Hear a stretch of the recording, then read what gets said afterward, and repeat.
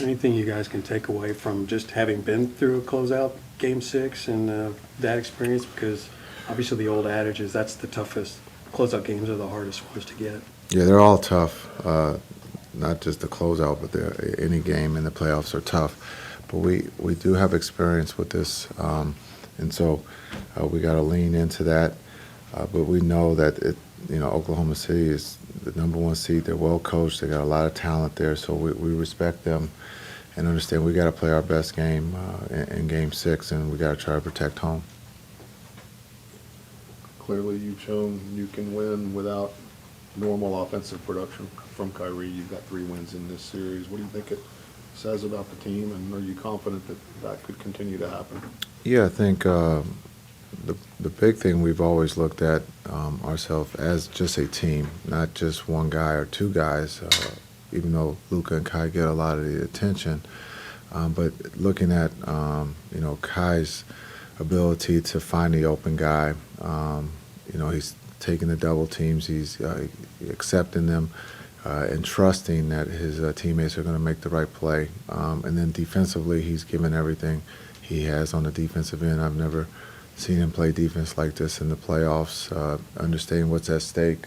His game has gotten better on the defensive end, and we're going to need that, tomorrow night. These series are always about adjustments. We've seen Oklahoma City make some adjustments with the adjustment with Giddey and in and out of the lineup. For you, you pushed the button with Jaden Hardy in Game 5. What did that decision go into that, and how you felt about what he could possibly bring to you, and saw him produce some good minutes in that game? Yeah, I wanted to get to Hardy in one of the other games earlier, but didn't get to. And so just looking at getting to him early, I wanted to get him in early to see how he was going to respond. I believe and trust that he's ready to play. I think his teammates would say the same. And I thought he did a really good job. A lot of times we're judged on numbers, but I thought his energy, his decision-making was at a high level, and defensively he did all the right things. So as I said after the game, we got to try to figure out how to get him more minutes. Nothing against what Exum has done. Someone has to sit, and so Exum was the one. Someone else could sit come tomorrow night. But just looking at what Hardy did, we got to get him on the floor. And what was it that led you to want to get him that time? Was it something he's been doing in practice, or a feeling you had? Or? No, he's been part of our team. Just what he's done for us during the season. He's been patient. He's over there cheering. He's given everything he has, even though he hadn't been on the floor, that early. So, but also being young, I want to see how he responded in that situation, and he did a really good job with that. And so, again, we need to stack. Hopefully, we can stack another positive day tomorrow night. What's this journey been like this season for your team defensively? I know there were probably some maybe doubts early on that they would get it, but I know the trade made a big difference. But did everybody have a light bulb moment where they bought in? Yeah, when we stopped being able to score. No, no. I think it's a season, and that's why they call it a season. I thought early in the season we were shooting the ball extremely well, and I think we relied on our offense to be our defense. Sometimes the makeup of the roster or the players sometimes will lead you to being more of an offensive team than defense. I thought the trade helped us with the defensive side of the ball, and you saw that since I think March 7th when we started to play at a high level defensively.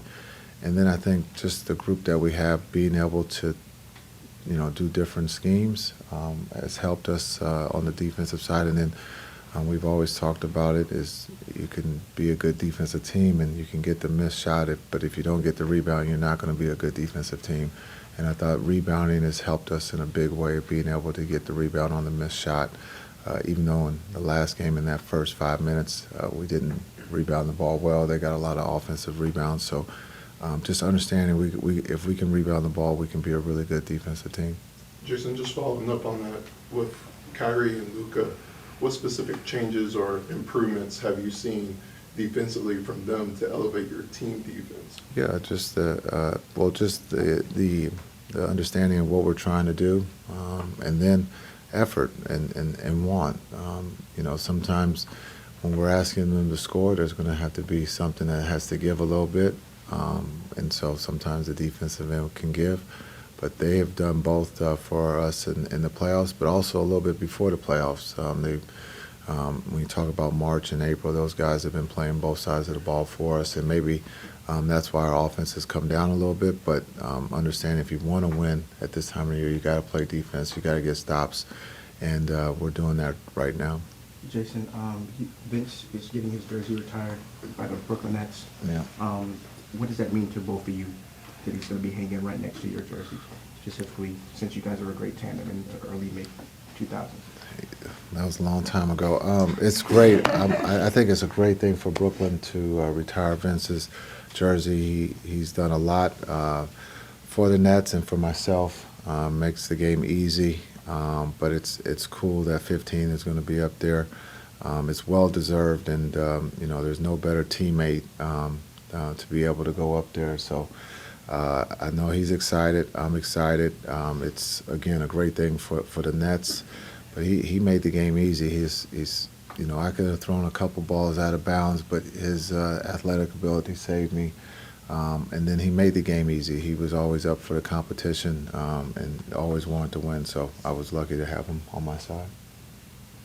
It's only been 12 days since you guys said Max would be evaluated in 3 weeks, so clearly it's a long way.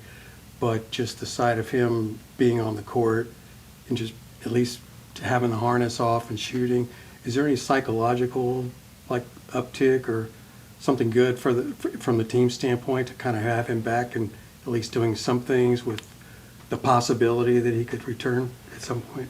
Yeah, I think there is a possibility that he can return. It's great to see him get his cardio, his blood flow going, and getting with the defensive slides over there. It's all progress. It's all going in the right direction. I think that's a positive, for him, but also for his teammates and coaches to see him doing some basketball activity. And so we'll see what that timeline, looks like as we go forward. Coach, what does it mean? Luka's been playing with injuries. What does it mean for a team in the NBA playoffs to have a superstar who doesn't complain, goes out, gives everything he has while battling injuries? Yes, Luka never complains. And Always about injuries. No, he never complains about anything. And so I think that's just who he is. You look at. That's what I figured. See? She agrees that he doesn't complain. That's pretty good. But it just shows his toughness, his will to help the team win. He's banged up. He's going to go out there and play and understand that the physicality is going to be high that he has to go through. But again, just what he's given us has helped us win games, and that's what we're going to need tomorrow night. In your experience as a player, when you had something that you knew the offseason was the only way it was going to fix with rest or whatever, does an extra day in a playoff series really make that much of a difference? Some say yes, but the physicality is going to start up again tomorrow. So, but yeah, I think the extra day can help with the bumps and bruises and give you a little bit more gas in the tank. So yeah, I would say it does. But once the game starts, the nagging injuries will pop up, and you just got to play through them. Luka had said that he concentrated more, obviously eliminating the conversations, extended conversations with the officials and getting back to the love of the game. Was that a specific conversation that you may have had with him, or was that something that he just kind of decided that on his own he needed to do to be able to really help his team from that area and standpoint? Yeah, I think he I think had that conversation with himself. I had the conversation with the team before we went out on the floor, just understanding the atmosphere. Being on the road, the calls will not go against you, so let's not complain about the calls. And then I needed, I thought for our bench to be involved, the energy of our bench is sometimes doesn't get the credit, but they needed to be involved in that game, and I thought they did a really good job. And then a lot of times, sometimes guys can, be irritated that they're coming out, but we needed some positive energy when you come out, that the next guy that, you're passing the baton can carry the load. And I thought the guys did a really good job with that. Your bench has stayed out of the news this year as opposed to 2 years ago. What's the difference? Is that all a Theo thing? Or? That's the rules. They created those rules so that we couldn't get involved. So we're trying to sit as much as possible and stand when we can.